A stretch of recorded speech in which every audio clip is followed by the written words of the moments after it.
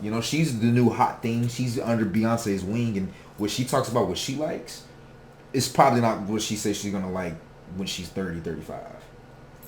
That's with any 20-something-year-old, but what does she say she likes? Well, one thing, I didn't really watch it. I only saw like the headlines or something like that. And the headlines obviously weren't favorable, but apparently she was like, I don't like guys that text me back like all the time. I want you to not text me back.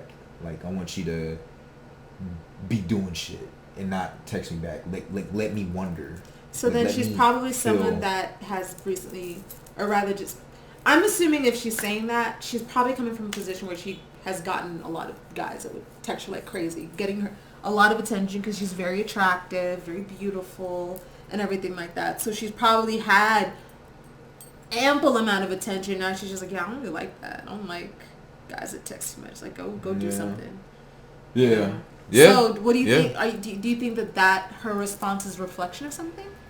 I think it's a reflection of the state that she's in. Because once again, I think like if we talk about why men like the hoes, the thoughts, and the twerking and shit like that, my answer to that would be, we do in certain aspects. There's certain parts of us that fits. You know, to say that that's what we like in general and that's what we want for the future, the long term. No, I think she's more in a short term, riding the carousel type of deal. I think she's just enjoying her pick of the. You know, she's enjoying what she can. She's just picking and choosing at will. Dating for women in today's age, I've heard this somewhere, is like going to a buffet. You go, there's all these different types of food. You just pick and choose what you want, and then you just, you know, have your fill. So I think it's mainly a reflection of the state that she's in at the moment. That if I were a guy, and she's and like she's entertained by me, she's interested in me, I wouldn't take her seriously. Don't take her seriously at all. It would be just the fucking dumb type thing, because that's kind of where she's at. What do you mean where she's at? Well, based off of that comment, that's what it comes off as. Really? That's how you take the comment? Absolutely. I think here's the deal. I wouldn't label it all the way like that. I would have a suspicion in my mind, and I would be looking for other things to either verify or counter that idea. Because, like, the way that she said that means that she's obviously entertaining some people. But if she was entertaining one or two people specifically, I feel like the comment would have came off. But once again, I'm only going off of headlines. I didn't actually see the interview. We can actually look at the interview if you want to. Let's look at it. Let's look at it. Oh, boy. Let's look at it. Round 2. I know. Small thing. No. So how are you outside doing? Like, how was that time for you, and how do you cope with that, and how did you? Was your first heartbreak? Maybe second. Okay. Like the iceberg. Connected. You know? She about to drop the question. Yeah. So there was heartbreak. Oh yeah. In every way, not just like with love and relationship. Like, but was there love and relationship heartbreak also? Yep, all in between. It was kind of, you do quietly, right? Yeah. You do this privately. I do it private and quiet. I'm a huge hopeless romantic, and I love affection and PDA, but I'll keep it under wraps because I get that, and that's probably smart. Yeah. Compliment her for not saying anything. Look at you. You talking about Angie? Yeah. It was love, wasn't it? Yeah. So you're not really public with it, huh? So that's an opportunity for her to either divulge, because the pressure's just like, well, I'm not public, I guess I should say a little something, but she didn't say anything. She said I'm a hopeless romantic. Look at all these little Jedi mind tricks. Let's get it. I see you. Heartbreak is not a small thing. No. So how are you outside doing? Like, how was that time for you, and how do you cope with that, and how did you? Was your first heartbreak? Maybe second. Okay. Like it was like, it's growing pains. That's what this season has been for me. Like, realizing certain things about myself. I love so hard and I give so much of myself, and I'm learning that not everyone will do that in return. Yeah. So that's something I'm learning, and I'm learning to kind of have my back first and to fight for myself. Man, this is like everybody says this fucking shit, man, and it's like, I'm just learning to love myself first. I gotta, and it's like this type of mentality is what creates this dysfunction later on in life. Absolutely, it is.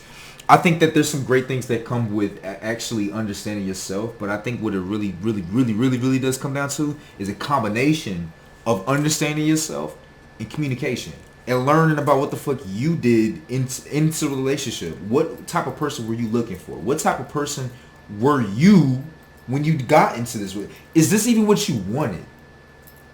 I mean, communication's important, but it's only pales in comparison if the other person is communicating openly and honestly with you too. It's a two-way street, because I think one way of people end up in a situation where they're heartbroken and all these other stuff is like, you know, you could be, let's say, the proverbial good guy in the relationship that's ignoring red flags, or you're with someone that was actually very, very deceptive and you thought things were a certain way when they really weren't, or you could be the bad guy who's not aware that they're the bad guy, or there's a lot of combinations. I think that how we go about dating is flawed, and it will end up in heartbreak for a majority of people, because we are doing things and inputting things in there that end up creating that heartbreak, and we haven't found a system or a way of interfacing that isn't going to end up that way. So I feel like this is just very typical of the dating experience for most people. And this is what ends up becoming the fast food in and out relationships, though, is because people all the time after heartbreak, like her, talk about, oh, I just had to find out how to love myself and put myself first. And this is what continues to create this falling in and out of love, relationships, shit like that. Like, how? What do you mean how?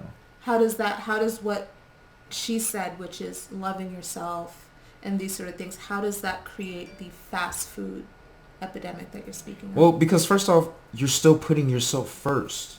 When you're putting yourself first, all you're caring about is what you want. Mm-hmm. All you're caring about is what you want. Mm-hmm. And that is an issue. You have to understand what another person wants as well. You have to be aware of it. You have to have the open mind to understand what someone else wants. But if you're so focused on what you want, you're going to ignore the red flags. You're going to ignore some of the good things about a person. And you're just going to skip right over it. And then you're going to hit 35, 40 and think like, oh shit, you know, maybe I should have actually opened my eyes a little bit more, stop being so rigid. You know what? It's my mama's fault. You know what? It's my ex's fault. It's all their fault. And it's like, no, you can't be too rigid. You've got to love yourself. But I never hear people talking about after the heartbreak. They're like, you know what? I'm just trying to, like, you know, improve my communication, improve myself, understand people. I want to understand people. 20? She's an adult? The fuck?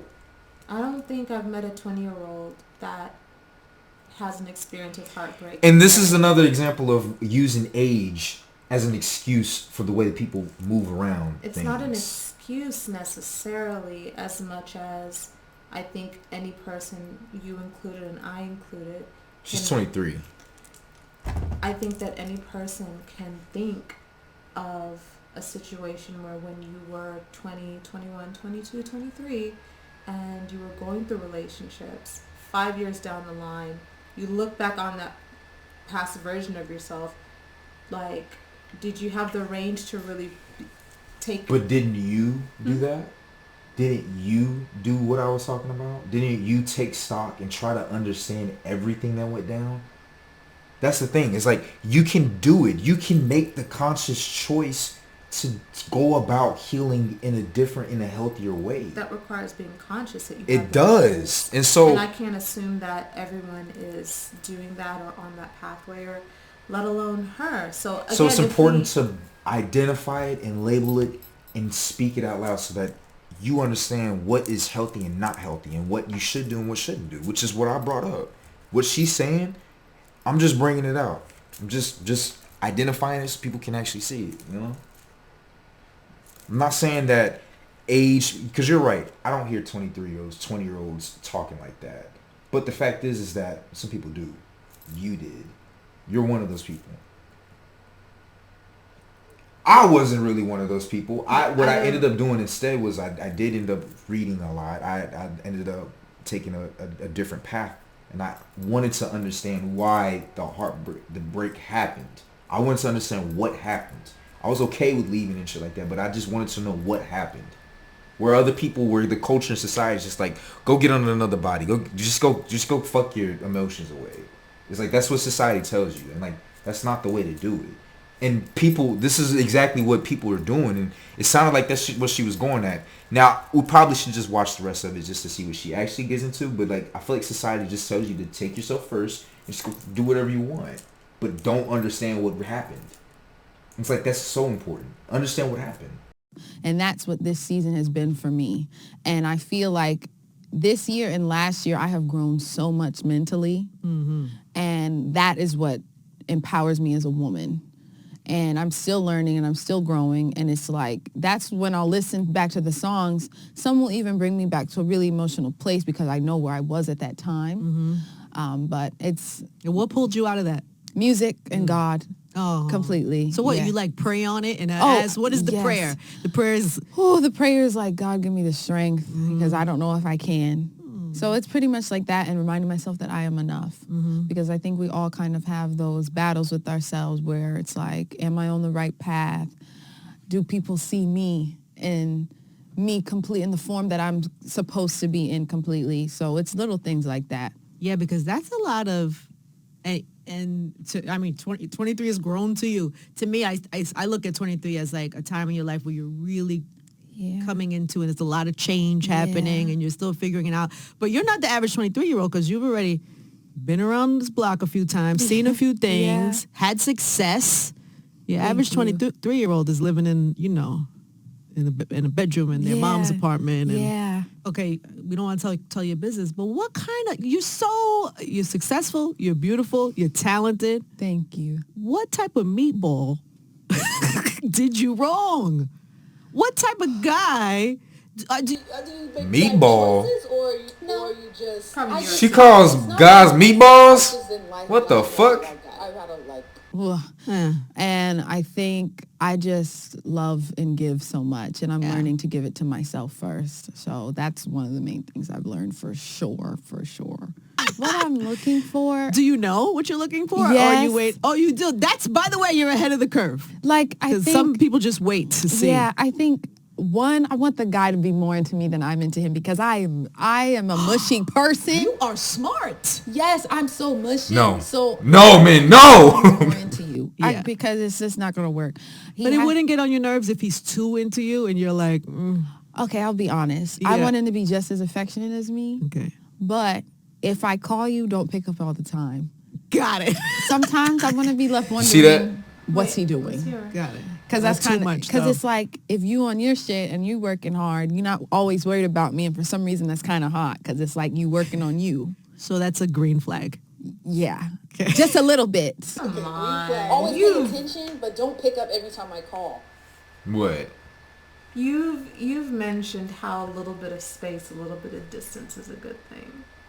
You've mentioned that. Absolutely. That's because that's how I move. I like that. Like that's how I move. I don't want anybody to be hitting me up all the damn time like that. Like that's just that. I'm speaking for like the average guy that doesn't move like me, who isn't me. You know what I'm saying? So we're hearing Chloe Bailey speak about what she personally wants. However, your commentary is now being directed towards like general public. To the general public who isn't aware of.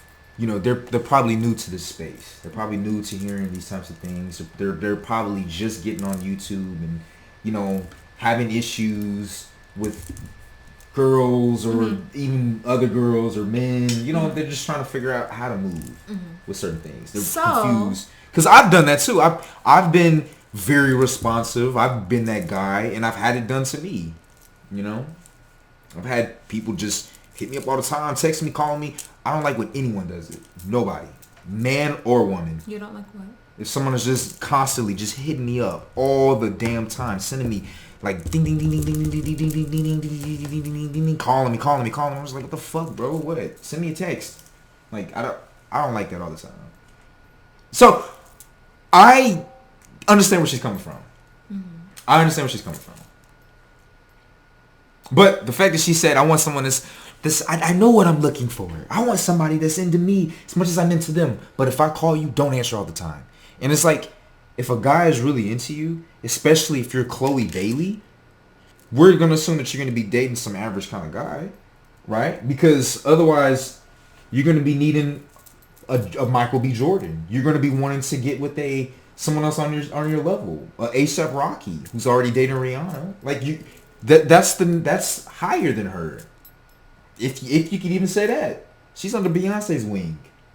You know what I'm saying? Like, so what are you saying? So I'm saying that if she wants to stick with wants a guy that's just as or higher than her, I mean, that's who by default, like, that's who she's got to look for. We're assuming for the fact that she's not talking to men on her level or higher. She's talking to the average everyday guy.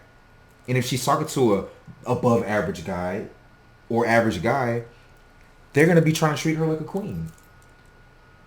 And so if they are treating her like a queen, I know if I wasn't in this space and like was talking to some shit like her, I'd be like, yeah, but you know, I'm there for every beck and call. But off of her own words, that's not hot. I don't think that she's saying that not being attentive is what she doesn't want. I think what she's saying is that she likes a little bit of mystery, a little bit of distant absence makes the heart grow fonder. To me, it's like, it's not as if she's saying being attentive and showing me attention and all these other things. I don't like that. I think what she's saying is that she wants that in addition. And I think this is what women try to express, but we're oftentimes misunderstood. When we say we want something, that doesn't mean that the other thing is what we don't want. We're saying that we want this in plus addition. This. It's we're showing you an equation. We're not showing you this is the answer. Yeah. And I think that that's something that men can take from. With that being said, you guys, you need to go look at AMS's video, How to Text. He talks about all of this. And we heard it from a woman herself. What did I say? Oh, you said everything. You said everything.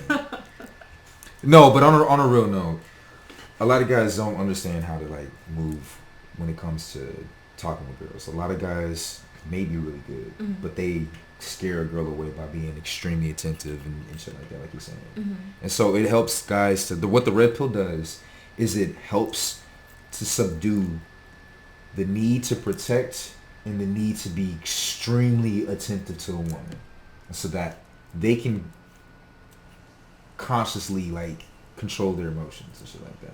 I also think possessiveness as well is a part of that, because I think that is something that men probably experience early on, and if they don't get it in check, they can be overly possessive, borderline abusive in later on in life. Absolutely. Yeah. It's dangerous. Green flag. Yeah. What are Chloe's red flags? Red flags, I hate a womanizer. Like, with me, I can't date multiple people at once, so don't play me. That, laziness. Because you become what you're around. And if I'm laid up in the bed with you, I'm going to start turning into you. Yes. I need you to inspire me and keep me going and, like, keep my drive going. Yes. So he got to be driven. Yep. Can't be out here being loose in the streets. I love feeling a nice muscle. Oh, a good muscle. Just a little bit. You don't have to be a gym junkie, but just a little. So a good physique is a green flag. What about... Men, I don't know how many times I gotta tell y'all, get in the fucking gym. Get off your ass. I see so many people commenting on my shit. Neck going over the collar of their shirt. Bro, what the fuck? Get your ass in the gym, man. You can't be doing this shit. Like, how many times do people gotta... And I know a lot of you guys are like, oh, we don't care what girls say. Well, then go to men. The fuck? Like, like, come on. Am I, you know, like... Let's say an athlete. Is that a red flag or a green flag? I mean, it's neither. I think I'd have to know who you are as a person. Like, but I will say, having someone in the business understands, and it's like I wouldn't even have to explain myself because it's just a given. Like, it's just something you both understand. But, you know, I love an intellectual mind. So if there's someone who's not in the business and they're in something else that deals with their mind, that's just as hot to me. Be smart. Yeah, I like someone who's really smart. Challenge me. Ooh, you're a love girl. Yeah. You're a relationship girl. Yeah. Yeah. Are you actively looking or are you just waiting? I'm just waiting. Okay. I'm just waiting because I feel like if I look, then I'm desperate, and I don't need to do that. I'm not thirsty. Desperate is never a green flag. So I don't. All right, I'm gonna say this, man. She don't seem too bad.